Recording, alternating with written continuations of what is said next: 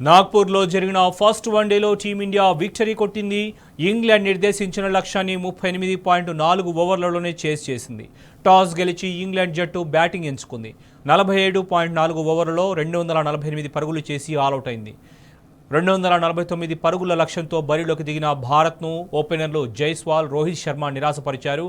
వెంటనే వెనుదిరిగారు. ఆ తర్వాత వచ్చిన శుభ్మన్ గిల్, శ్రేయస్ అయ్యర్ నిలదొక్కున్నారు. 87 పరుగుల వ్యక్తిగత స్కోరు వద్ద గిల్ వెనుదిరిగాడు. శ్రేయస్ అయ్యర్, అక్షర్ పటేల్ హాఫ్ సెంచరీలతో చెలరేగిపోయారు.